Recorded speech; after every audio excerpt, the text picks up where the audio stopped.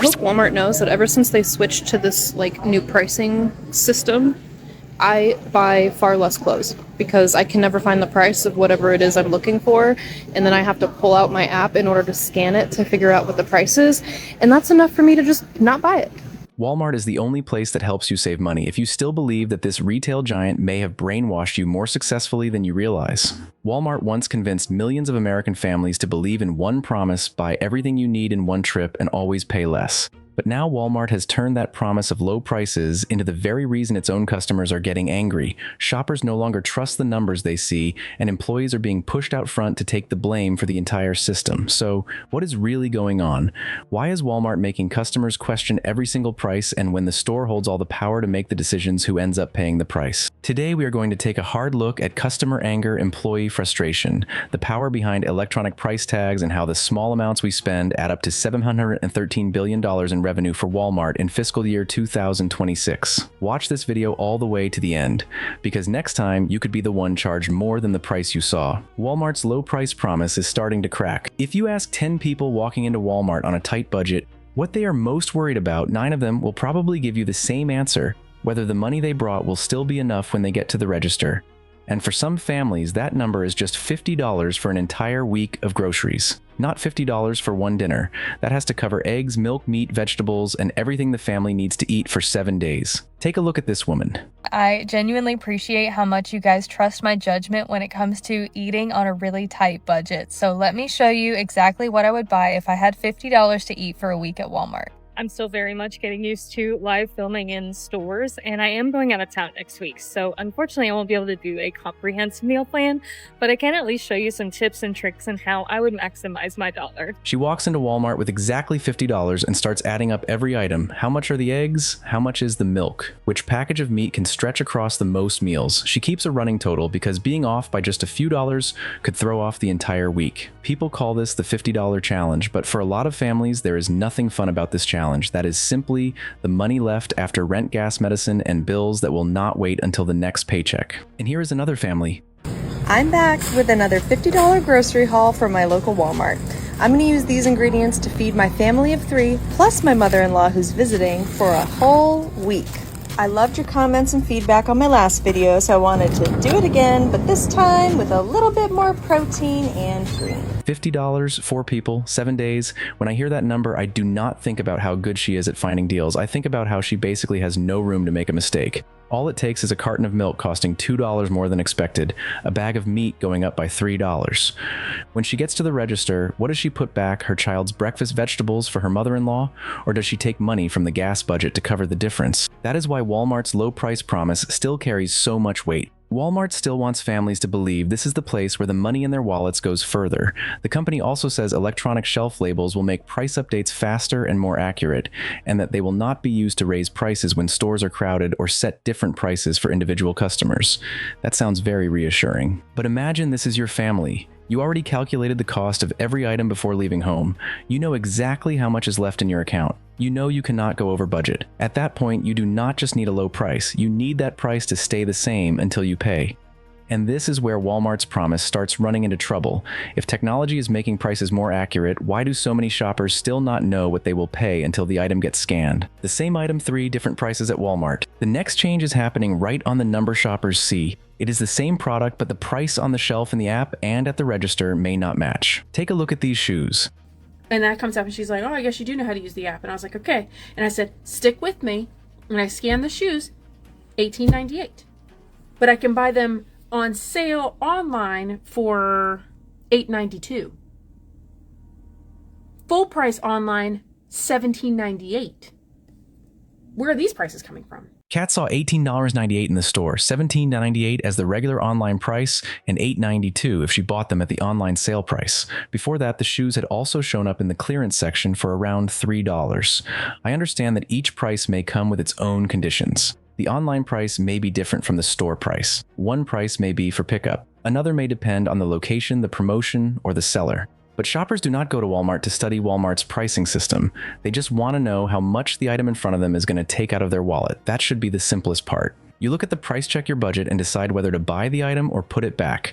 But if the number only becomes clear after the product goes through the scanner, you may have to redo your entire calculation right there at the register. The difference between $3 and nearly $19 is almost $16. For someone with money to spare, that may just be an annoying extra cost. But for a family trying to buy a full week of groceries, with $50 that money could cover eggs, milk, bread, and several breakfasts. A low price does not just help customers save money, it determines whether the item goes into the cart at all. If the shoes had been marked at nearly $19 from the beginning, Kat might have left them there, but when Walmart showed a price of $3, she had a reason to believe they fit her budget. By the time customers reach the register, they only have 3 choices: pay more, leave the item behind, or stop the transaction and ask someone to check the price. None of those choices were part of the original plan. This also just happened to a coworker of mine. He saw a chair marked at $29.97 and took a picture of the tag before bringing it to the register. Good thing he did, because the register showed $42.97. Only after he pulled up the picture did the manager change it back to the original price. Now put your parents in that situation. They are not used to taking a picture of every price tag. They only remember that the chair was under $30 while the screen in front of them says more than $42. Are they going to keep arguing, or are they going to start thinking they must have read it wrong? Most of us do not remember the exact price of all 30 items in our cart. We are also checking our list, keeping an eye on the kids looking for our payment card, and trying not to hold up the people behind us. An extra $1 or $2 on an item can easily slip by. The machine still accepts the card, the receipt still prints, and there is no warning telling you that the shelf price used to be lower. The confusion goes even further when the store refuses to honor the price on Walmart.com. Can somebody please clarify the price matching at Walmart? Because apparently they don't price match in EHT in New Jersey, and they said it's not their policy to price match their own products, even if it is on their website. So somebody give me some information about that and let me know. This woman wants to know why a Walmart in Egg Harbor Township, New Jersey would not match the price of a product shown on Walmart's own website. She was not bringing in an Amazon price to bargain with them or pulling out a Target ad for comparison. She was simply asking why Walmart would not honor the price Walmart itself was displaying. The store may have had a reason. The website may have been set to a different store. The product may have had a different UPC. The price may have been for pickup, or the item may have been sold through Marketplace, but the customer only sees the same logo, the same product, and 2 different numbers. Suppose you find an item on Walmart.com at a price that fits your budget. You drive to the store, find the exact product, and only then learn that the price does not apply there. The cheaper option is to order it online and wait for delivery, even though the item is sitting right in front of you. You've already lost time and may have spent more on gas, but you still do not understand why the same company is giving you 2 different answers. Not every price difference makes the customer pay more. There was a curtain with no clear price displayed. The shopper guessed it would be around $21 or $20, but when it was scanned, it came up at just $14.97. That time the customer paid less, but they still did not know the real price until they reached the scanner. The clearance price may have just ended. The tag may not have been updated. The app may have selected the wrong store. The cases we have seen so far are not enough to say that every difference is surge pricing or intentional. But whatever the reason, shoppers still have to deal with the result right there at the register. They pay more, leave the item behind, or spend time asking someone to check it. Walmart may have multiple sales channels and multiple pricing conditions. Your family only has a certain amount of money in the account, and when the numbers do not match, the next question is no longer just which price is correct. It is whether Walmart will believe the customer when they speak up or believe the machine sitting in front of them. Price disputes and the feeling that customers are treated like troublemakers. Oh, well, I'm going to go to whoever needs to check it because I already paid for my stuff. So What? Pay for it? And she did, yeah, but she didn't like the price. It's not like I can change the price.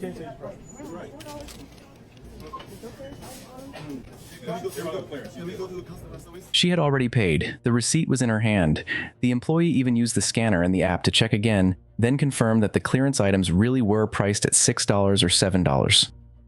But she still was not allowed to leave. I cannot change the price myself. Wow, this may be the most ridiculous part, and honestly the part that leaves me the most speechless. Customers do not set clearance prices. They do not change the scanner. They also cannot create the number printed on the receipt. She did everything the store asked her to do, but because the price was so low, she was still the one being treated with suspicion. And from there, a completely normal transaction can turn into a whole chain of procedures. You have to stop, explain everything to the first employee, open the app, find the product again, check the UPC, wait for a manager. Sometimes you even have to walk all the way back to the display area to find the price tag. If the person who shows up still does not have the authority to fix it, you stand there and wait for someone else. All those steps do more than waste your time. They completely change the way the shopper is viewed. At first, you are just asking why a number is wrong, but after a few minutes, the conversation can turn into whether you picked up the wrong item, misunderstood the sale, selected the wrong store in the app, or are trying to demand a price you were never supposed to get. I understand that the store needs to check. Nobody wants employees changing prices just because a customer says they remember seeing a different number. But there is a huge difference between checking an error and treating the shopper like they caused the error. An employee can say, "Let me find out where the system is getting hung up," or they can say, "Maybe you read it wrong." Those two sentences may sound similar, but they feel completely different. One says the store will work with the customer to solve the problem. The other puts the customer in a position where they have to defend themselves. And all of this happens right in front of other people.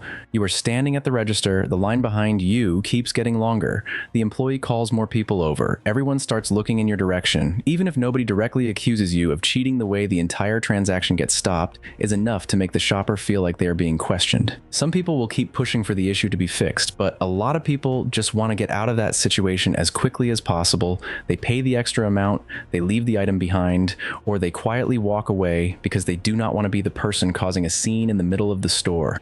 And in some cases, the situation even gets handed over to loss prevention or security. The case involving the $4 toy is one example. The cashier could not resolve it. The first manager refused to honor the lower price. Loss prevention showed up after an argument about filming security was called too. In the end, another manager agreed to change the price back to $4. I want you to look closely at that sequence. A customer started with a question about a price. But before the issue was resolved, they had to go through several levels of employees and even the security department. A pricing error had been turned into an issue about attitude and order. That is when shoppers are no longer just worried about losing money. They're also worried that if they keep speaking up, they will be seen as difficult, uncooperative, or someone trying to take advantage of the store. And I think that is the real reason so many people get this angry. It is not just about a small price difference. It is about having to prove they are not lying about a number the store itself displayed. But before we direct all that anger at the person standing behind the register, we also need to look at the other side, because there is a very good chance that employee did not set the price, did not design the app, and does not have enough authority to fix the problem right there. When employees have to answer for an inconsistent system, at this point I think we need to look at the other side of the register, not to tell customers to stay quiet when they are charged the wrong price, but to understand why you can stand there for a long time, talk to several people, and still not get a clear answer. Take a look at this employee.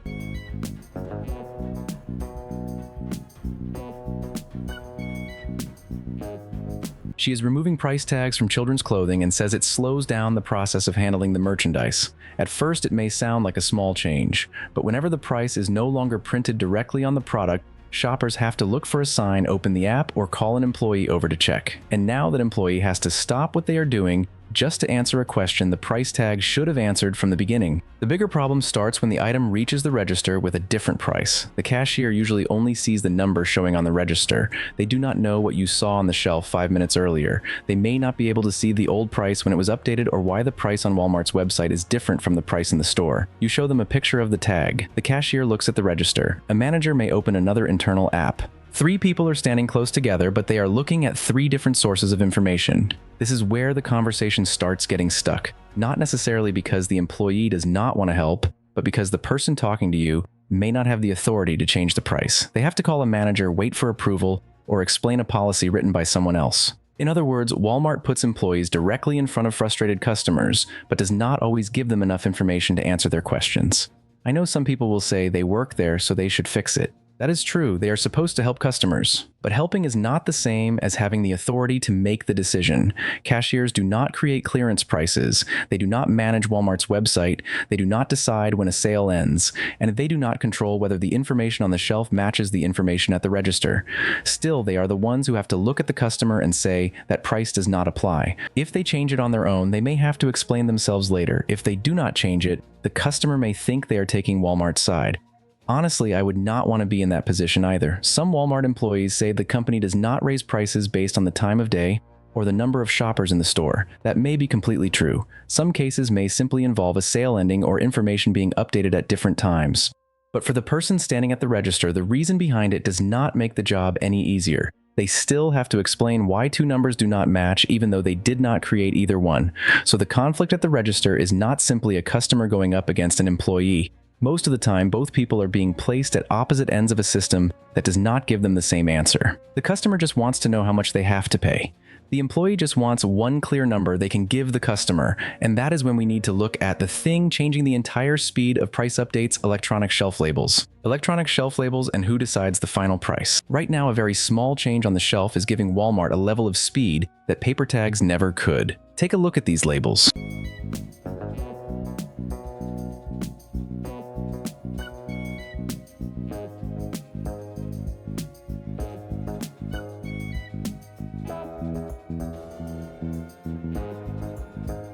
In the past, changing a price meant an employee had to print a new label, find the right product, and replace it by hand.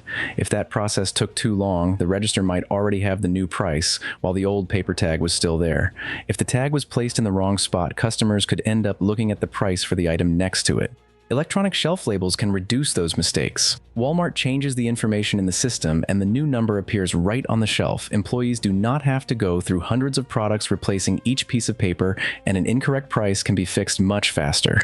I will admit that is a real benefit. Technology is not bad just because it makes the job go faster. But that speed also raises a very simple question. If the price changes while you're still shopping, which price are you supposed to pay? Suppose you see an item priced at $9.97 at $10.05. You put it in your cart and keep shopping. 7 minutes later, Walmart updates the price. By 10:20, the register shows $14.88.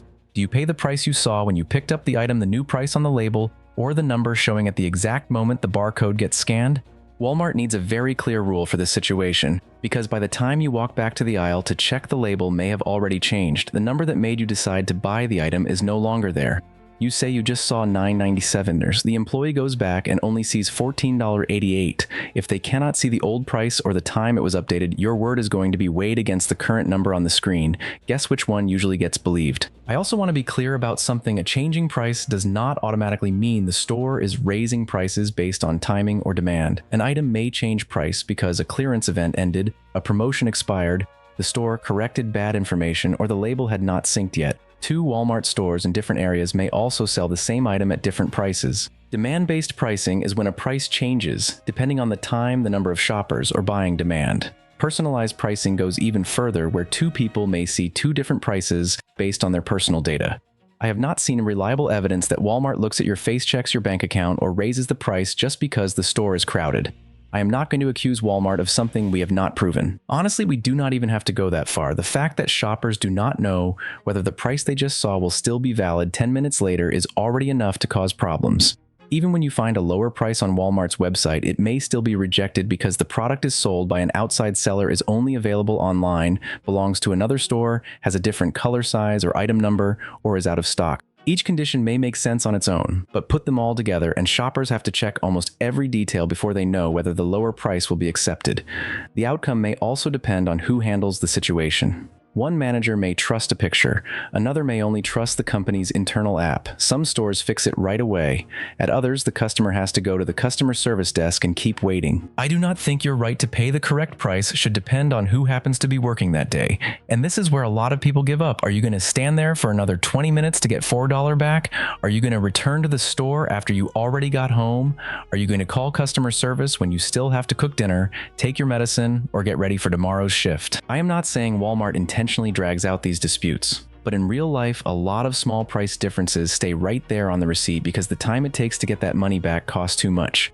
If electronic shelf labels help Walmart change prices faster, the system should also let employees see the previous price when it was updated and which price should apply when the customer has already picked up the item. Walmart may need flexibility, but shoppers also need a number they can trust enough to put an item in the cart without worrying that it will turn into a different price at the register. And that request becomes even harder to call unreasonable when we look at how much money Walmart brings in every year. When Walmart prices do not match, here is how to protect your wallet. I cannot end this video without giving you a clear plan for what to do next time. Knowing that Walmart may show several different prices is one thing. Standing at the register and getting back the money you're actually owed is another. First, check what kind of price you're looking at. Is it the shelf price or the price on Walmart's website? Is the app set to the right store? Is the product sold directly by Walmart or by a third-party seller? Is it the exact same color, size, and item number? Is that price for clearance store, pickup, home delivery, or an in-store purchase? I know just hearing all that already sounds like a hassle. But spending 1 minute checking could save you 15 minutes of arguing over 2 different versions of the same item. If the prices still do not match, keep it brief. The price I saw was $9.97. This is the exact product and item number. Could you please check why the register is showing $14.88? Do not start by accusing Walmart of scamming you or deliberately taking your money. You may be really frustrated, but arguing about their intentions will not help the employee compare the 2 numbers any faster. Focus on what can be confirmed, the item number, the price you saw, and the price the register is charging. If the cashier does not have the authority to fix it, ask for a manager. I am not telling you to spend 10 minutes arguing with someone who can only call another person over. Stay polite, but go directly to someone who has the authority to make the decision. When possible, set the disputed item aside so the rest of the transaction can continue. If the store still does not resolve it, save the store address, date, and time, product name, item number, price. You saw price, you were charged a picture of the label, and your receipt. A clear set of facts is more useful than a video that only shows the moment when everyone is already angry. When it keeps happening, report it to the right place. Walmart's corporate customer service department, your local consumer protection agency, the weights and measures department, if the issue involves a scale or product weight, or your state attorney general's office if the same kind of pricing problem keeps happening. I am also not telling you to stop shopping at Walmart completely. A lot of families do not have that option. Start shifting parts of your cart instead. Keep buying the items that are truly cheaper at Walmart, avoid categories where pricing is often unclear, and compare a few regular purchases with other stores. Finally, do not make the cashier your target. You have every right to demand the correct price, but the person at the register usually did not set the price or write the policy.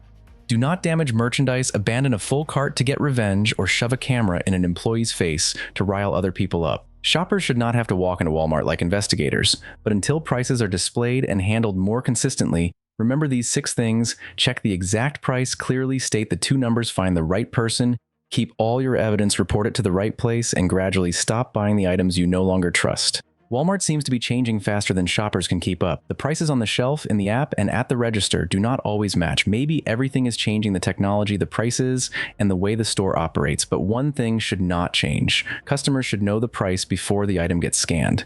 When profit and efficiency come before transparency, we are still the ones left carrying the risk. What do you think when the same item has several different prices? Has anything like this ever happened to you at Walmart? Do not be afraid to share your story in the comments. I will be listening, and your experience may help us figure out whether this is an isolated mistake, a problem at one specific store, or something that keeps happening in many different places. Subscribe to the channel to keep up with the changes affecting people's wallets.